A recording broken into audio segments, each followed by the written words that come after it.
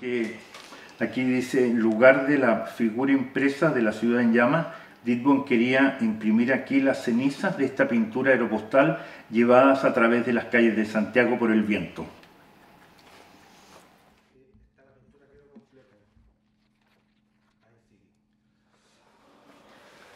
Eugenio, en el año 83, en el fondo está como tabulado el año en que las pinturas aeropostales se inventan. Sí. ¿Cuál fue la primera experiencia expositiva de las pinturas aeropostales? Es que la primera experiencia con las pinturas aeropostales tiene que ver con el retorno de Nelly Richards de un evento, no me acuerdo qué tipo de evento era en México. Debe haber sido una bienal en México. Entonces ahí conoció a artistas postales mexicanos. Se llamaban pintores, o sea, se llamaban artistas postales. Sí. Entonces me trajo las direcciones de esto y yo empecé a interactuar ya como artista postal con ellos, con cartas, con dibujos, con una cantidad de cosas. Y entonces de ahí se amplió el conjunto de pinturas de pintores postales con los que yo trabajaba era enorme. Yo trabajaba con americanos, trabajaba con un chileno, ¿cómo se llama?, que vivía en Plovdiv. Ah, sí, se llama Guillermo Deisler. Guillermo Deisler. Y trabajaba con americanos, trabajaba con franceses y qué sé yo. Y todo ida y vuelta de correo. En ida y vuelta de correo. Y eso me tomó. Mientras yo pintaba, yo hacía al mismo tiempo esta cosa de arte postal. Y lo que junté, digamos, fue mi pintura con el arte postal. Entonces hice una cosa que era mucho más grande que el arte postal en términos de superficie, y para que esta superficie fuera grande tenía que ser chica en el transporte. Entonces ahí inventé los pliegues. Y los pliegues es lo que hace que una pintura aeropostal sea una pintura aeropostal, es decir, sea una carta en viaje y una pintura en el lugar de destino.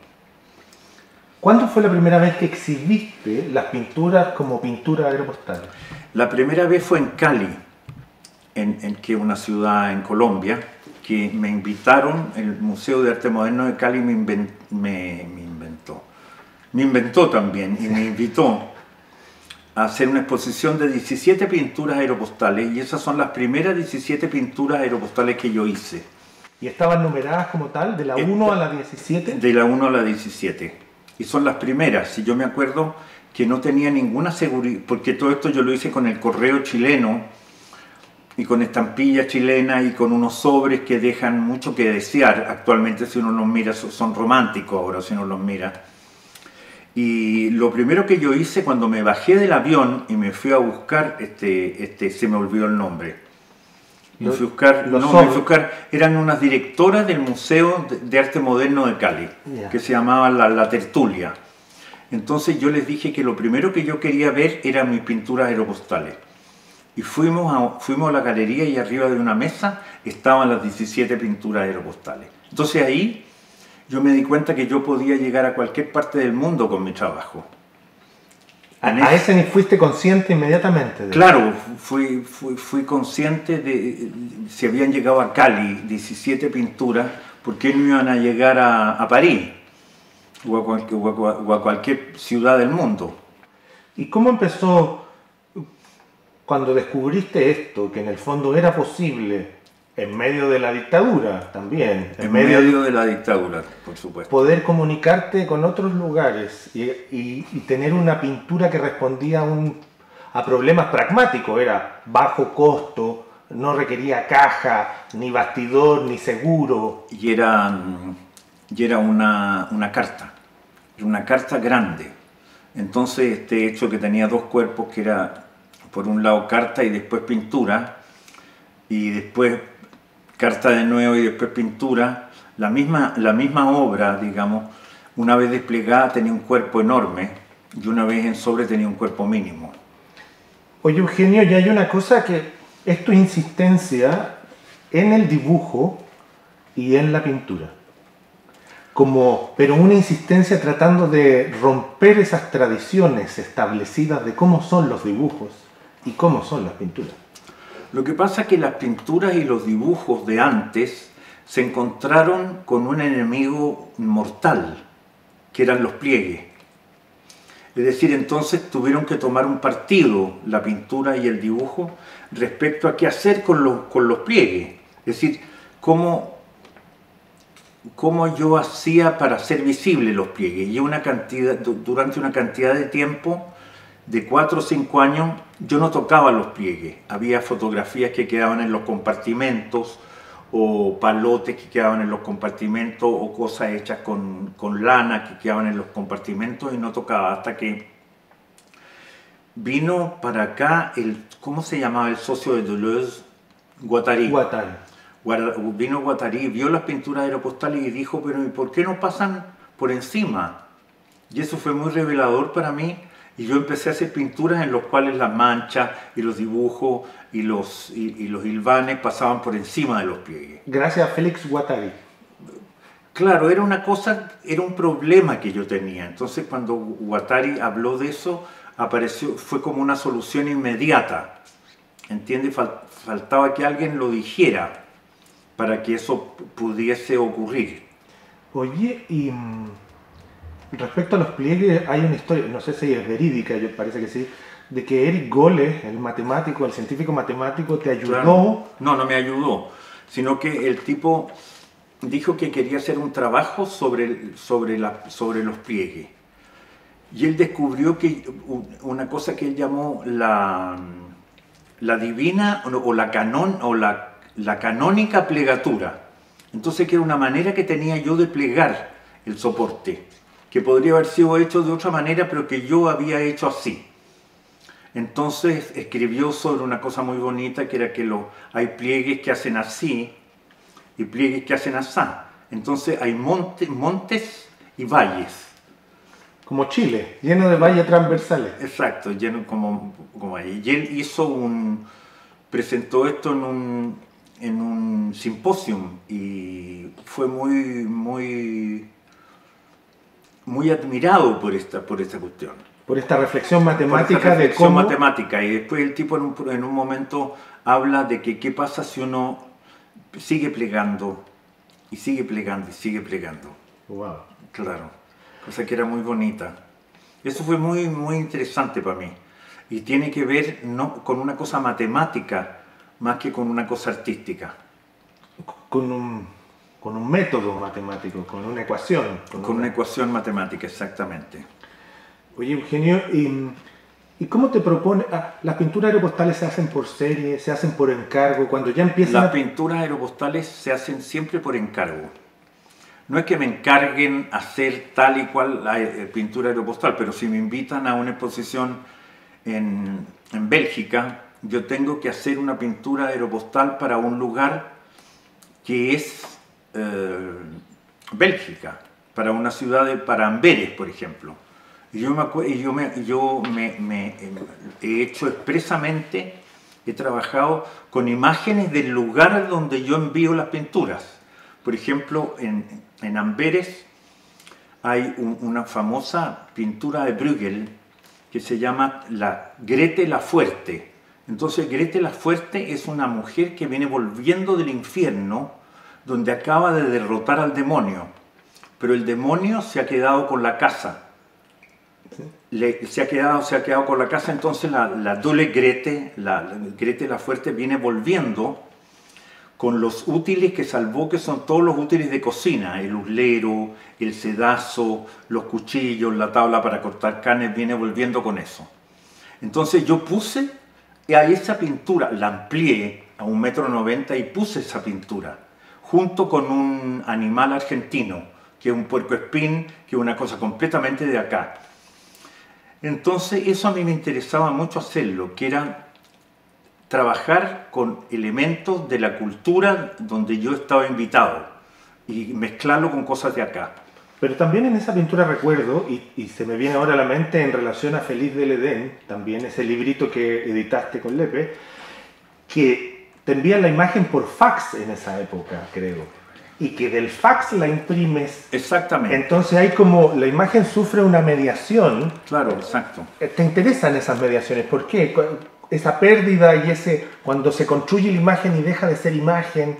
Bueno, porque era lo que me facilitaba la posibilidad de hacer un Codalit enorme. Entonces el primer estado, que me acordé de una cosa, que este primer estado, que es la fotocopia, yo fotocopiaba la fotocopia 10 veces y me quedaba con la 10ª copia, y eso era lo que yo ampliaba. Entonces ya tenía algunas partes destruidas la imagen. No era una imagen absolutamente legible, sino que estaba despedazada por la fotocopia, aunque la palabra despedazado sea un poco grandilocuente. Pero hay, o sea, me refiero que tu búsqueda obsesiva es cómo se construyen las imágenes y cómo se leen o se significan con texto o sin texto, con reconocimiento, sin reconocimiento. Claro, pero también las imágenes tienen que aparecer como producidas. Y siempre las imágenes están producidas por alguna técnica o por algún aparato. Entonces lo que a mí me interesaba de la Torre Grete era que no estuviera como sacada del cuadro y reproducida, sino que ya también estaba mediada por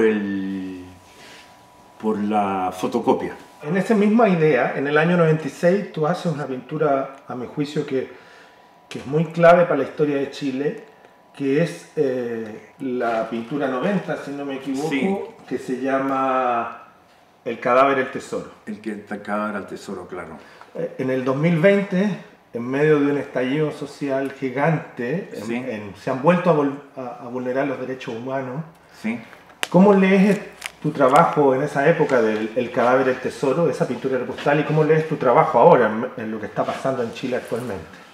A ver, es muy importante, digamos, porque tú me has hecho una pregunta que apunta a que yo hable del desentierro de un desaparecido.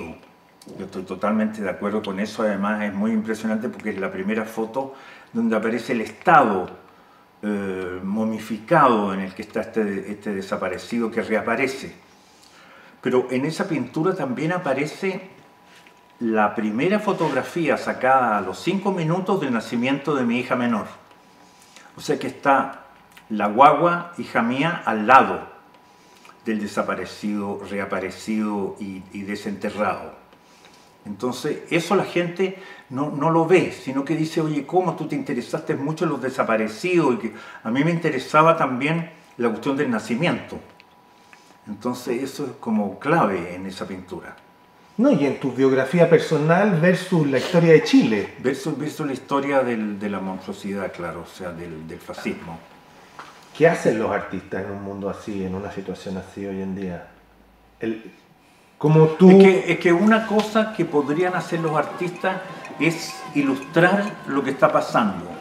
Ahora ya hay en los muros de Santiago de Chile una cosa que uno podría decir, bueno, esto es el arte de lo que está pasando en este momento acá. Estos hipertextos, estos rayados.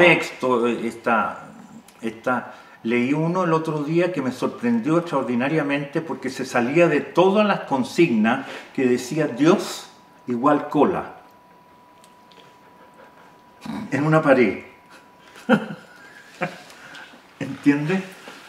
¿Por qué tenías esa obsesión por esa frase de Blade Runner en un momento? Ah, no, yo no sé, porque esa película es la mejor película que yo he visto jamás, lejos. ¿Entiendes? Y que este tipo que ha sido fabricado por un científico muera al final, me parece muy, muy, muy emocionante, muy, muy increíble. Y por eso he citado eso muchas veces, lo que dice este replicante. Este replicante que además es particularmente musculoso y particularmente bello y particularmente manly, o sea, masculino, etc. Y el tipo muere. Muere en el encuentro que tiene en una torre lluviosa con el Blade Runner. Sí. That's what it is to be a slave.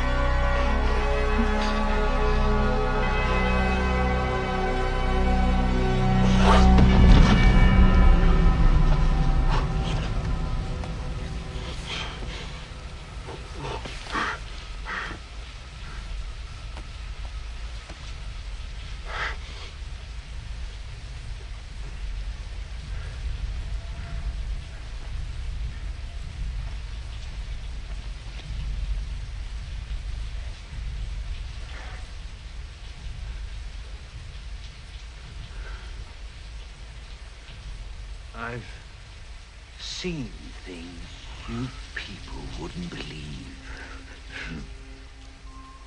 Attack ships on fire off the shoulder of Orion.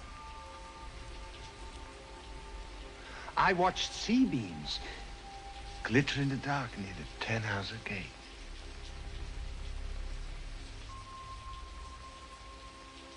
All those moments will be lost in time. Like tears in rain.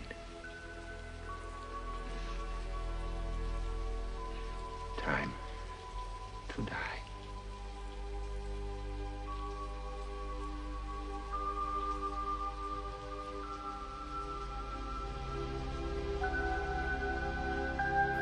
Eso lo he puesto mucho. A mí me interesa tomar cosas que vengan de lugares, que vengan de muchos lugares completamente distintos. En el año 97, Eugenio, junto con la publicación del famoso catálogo Remota, que es muy importante, hiciste una enorme muestra individual en el Museo Nacional de Bellas Artes de Chile, en el 97. ¿Cómo fue la experiencia? Creo que ha sido la muestra individual más grande que ha hecho en el país. Claro, pero ahí había algo que era clave, que eran todos retornos de pinturas aeropostales. Entonces estaba implícito en lo que la gente vio el hecho que habían viajado desde Amberes, desde Londres, desde Asunción, etcétera, etcétera.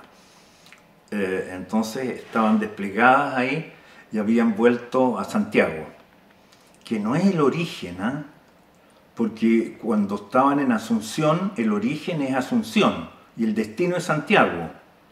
Y cuando estaban en Londres, es exactamente lo mismo. O sea, eran puras pinturas retornadas. Exactamente, pinturas retornadas, pero no retornadas a su origen tampoco, porque si viajaban de nuevo a París, el origen iba a ser París, claro, y el destino iba a ser Santiago. Pero era una enorme cantidad de pinturas que habían transitado por el mundo. Sí, eso exactamente, era una enorme cantidad de pinturas. ¿Tú viste esa exposición? Sí, completamente. Sí, ¿qué te pareció cuando la viste? Es muy impactante porque ocupaba el todo. 70% del museo. Sí, sí. Y todos los muros eran pintados grises, había un rigor. Sí. Hay una pintura en esa exposición que es clave y que me gustaría que pudiéramos, no sé si podéis comentarla o leerla, que es la ciudad en llamas. Ah, que ya no existe ya. O sea, la compraron en Portugal y se acabó. No la tengo yo. ¿Pero está en una colección en Portugal? Sí, pero yo no sé en qué colección, no me acuerdo quién la compró. No lo supe nunca. Esa es una pintura, es probablemente una de las 3 mejores pinturas aeropostales que yo he hecho. El texto de la pintura aeropostal es muy... Ah, es que aparece ahí, claro. Sí. Ahí está eso. Son muchos textos distintos. Aparece un texto con el jefe de la coca. Sí, puedes leer, mira, aquí están. En Sí. esta sería, a lo mejor podéis leer algunos de los textos Ya. Es que en lugar de la figura impresa de Judith, Didborn quería imprimir aquí su propia cabeza ploma en una bandeja de plata. Lo que pasa es que Judith mató y le cortó la cabeza y aparece pintada, no me acuerdo el pintor, con la cabeza en la fuente. de Sansón, ¿no? No no, sé, o no. Yo creo que no. Por eso dice, en lugar de la figura impresa de Judith, Didborn quería imprimir aquí su propia cabeza, ploma en una bandeja de plata. ¿Por qué Didborn habla de Didborn en tercera persona? No sé, yo creo que es una choreza. Yo no estoy seguro de que sea algo... Es que también es el que escribe distinto a aquel sobre lo cual se escribe. Sobre lo cual se escribe es Didborn, pero es Didborn el que escribe, entonces hay que poner Didborn. Pero ¿cuándo decidiste eso? ¿O sucedió también? No, yo lo decidí, y con un cierto temor. En lugar de la figura impresa de este buzo pintando un cuadro bajo las aguas del océano, Didborn quería imprimir aquí su propio cuerpo encerrado en el cuerpo de su madre. Y aparece un... ¿Puedes leer las otras páginas que sigue? Que está la pintura quedó completa. Ahí sigue.